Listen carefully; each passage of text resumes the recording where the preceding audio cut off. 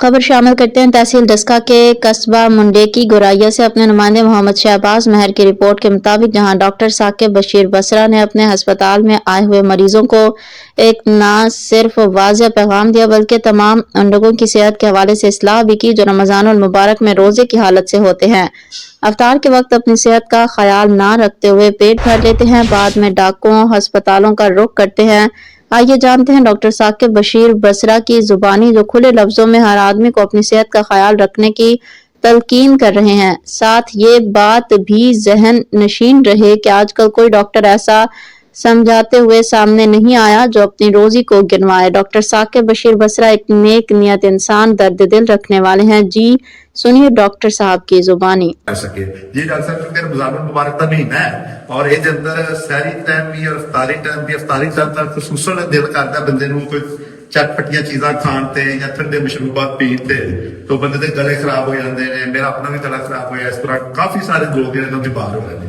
तो थोड़ा जिहा सानू ये आगाही दे दिओ कि मुबारक हम किस तरह गुजारना चाहिए। वैसे नहीं ਹੁੰਦਾ ਨਾ ਕਿ ਪਿਆਸ ਲੱਗੀ ਹੁੰਦੀ ਹੈ, ਖੁਸ਼ਕ ਹੁੰਦਾ ਹੈ, ਦਿਲ ਕਰਦਾ ਕੋਈ ਠੰਡੀ ਚੀਜ਼ ਅੰਦਰ ਜਾਏ ਤੇ ਸਕੂਨ ਆਏ, ਮਜ਼ਾ ਆਏ। ਲੇਕਿਨ ਬਸ ਮੈਂ ਤੇ ਅੱਜ ਕੱਲ ਰਮਜ਼ਾਨ ਚ ਆਪਣੇ ਮਰੀਜ਼ਾਂ ਨੂੰ ਇਹੀ ਮਸ਼ਵਰਾ ਦਿੰਦਾ, ਦਰਖਾਸਤ ਕਰਨਾ ਕਿ ਕਿਸੇ ਵੀ ਹਦੀਸ ਦੀ ਕਿਤਾਬ ਤੇ ਲਿਖਿਆ ਕਿ ਸਮੋਸੇ ਪਕੌੜੇ ਨਾ ਖਾਦੇ ਤੇ ਰੋਜ਼ਾ ਕਬੂਲ ਨਹੀਂ ਹੋਣਾ।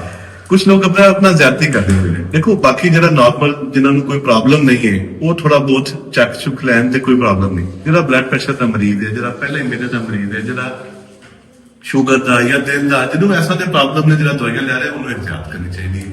क्योंकि मैं ते मेरा तो रोज का काम है, मैं रोज मरीज देख रहा हूं। साडे ऐसा ने मरीज भी जेडे ब्लड प्रेशर शुगर ते दिल दे मेदे दे मरीज ने वो भी मिस्टेक करते हैं ਤੇ ਹਰ ਦੂਸਰੇ ਤੀਸਰੇ ਦਿਨ ਹਸਪਤਾਲ ਚ ਆਏ ਹੁੰਦੇ ਨੇ ਕਿ ਇੱਥੇ ਦਰਦ ਹੋ ਰਹੀ ਹੈ, ਬੀਪੀ ਕੰਟਰੋਲ ਨਹੀਂ ਹੋ ਰਿਹਾ। ਤੇ ਮੇਰਾ ਖਿਆਲ ਹੈ ਕਿ ਪਰਹੇਜ਼ ਦਾ ਤੇ ਦਾਮਨ ਨਹੀਂ ਛੱਡਣਾ ਚਾਹੀਦਾ, ਖਾਸ ਤੌਰ ਤੇ ਉਹ ਮਰੀਜ਼ ਜਿਨ੍ਹਾਂ ਨੂੰ ਇਹ ਪ੍ਰੋਬਲਮ ਨੇ, ਉਹ ਦਵਾਈਆਂ ਖਾ ਰਹੇ ਨੇ, ਉਹਨਾਂ ਨੂੰ ਤੇ ਇਹ ਫਰਾਈ ਚੀਜ਼ਾਂ ਤੋਂ ਪਰਹੇਜ਼ ਕਰਨਾ ਚਾਹੀਦਾ।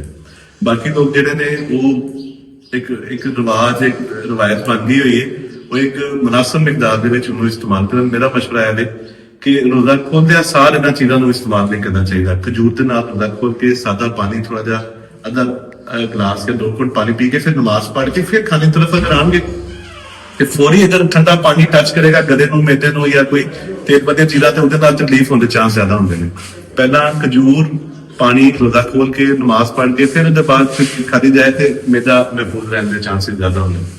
दूसरा है कि जिहड़ा कुकिंग ऑयल है ਉਹਦਾ इस्तेमाल ਜਿਹੜਾ ਨਾ ਬਹੁਤ ਨੁਕਸਾਨਦੇਹ मेदे ते मरीज़ां वास्ते। ते अगर ते जरूर किसी ने पकौड़े खाने ही खाने ने, क्योंकि बेसन तो कोई डॉक्टर इतराज नहीं करेगा। बेसन च बहुत अच्छी प्रोटीन होती है, बहुत सेहत वास्ते अच्छी है। सब्जियां जिहड़ियां विच पैंदियां ने वो भी सेहत वास्ते अच्छियां ने। मसला है कि वो जरा तेल च डुबिया होंदा है, ਉਹਦਾ प्रॉब्लम है। ते अगर फ्राई करन वास्ते थोड़ा तेल ते सरसों का तेल इस्तेमाल करना ते वो घट मुकदे सेहत, वो बल्कि फायदेमंद भी। ते इस वास्ते एक ते तेल तो चेंज करन, दूसरा आइए फिर भी अच्छी मौसम दे उस फेज च कि ना गर्मी आई है ते ना सर्दी है, दरम्याना फेज है। ਇਹਦੇ ਚ ਜ਼ਿਆਦਾ ਯਸ ਪਾਣੀ, ਠੰਡਾ ਪਾਣੀ ਪੀਣਾ ਵੈਸੇ ਵੀ ਨੁਕਸਾਨਦੇਹ ਹੈ। ਤੇ ਜੋ ਦਿਲ ਕਰ ਰਿਹਾ ਹੁੰਦਾ ਉਸ ਟਾਈਮ ਇਸ ਤਰ੍ਹਾਂ ਕਰਨ ਦਾ, ਲੇਕਿਨ ਨਾਰਮਲ ਪਾਣੀ ਉਹੀ ਮੈਂ ਕਹਿੰਦਾ ਕਿ 2 ਘੁੱਟ ਪਾਣੀ ਉਹਦੇ ਬਾਅਦ ਨਮਾਜ਼ ਪੜ੍ਹ ਕੇ ਫਿਰ ਚੱਲ। ਅਕਸਰ ਉਹ ਜਦੋਂ ਪਿਆਸ ਲੱਗੀ ਹੁੰਦੀ ਹੈ ਰੋਜ਼ਾ ਖੋਲ੍ਹਦੇ ਸਾਰੇ 2-3 ਗਲਾਸ ਪਾਣੀ, ਇੱਕ ਸੋਡੇ ਦਾ ਗਲਾਸ, ਇੱਕ ਪਾਣੀ ਦਾ ਗਲਾਸ, ਉਹ ਇਸ ਬਾਤ ਕਰਕੇ ਉਹਦੇ ਨਾਲ ਜ਼ਿਆਦਾ ਪ੍ਰੋਬਲਮ ਹੁੰਦੀ ਹੈ।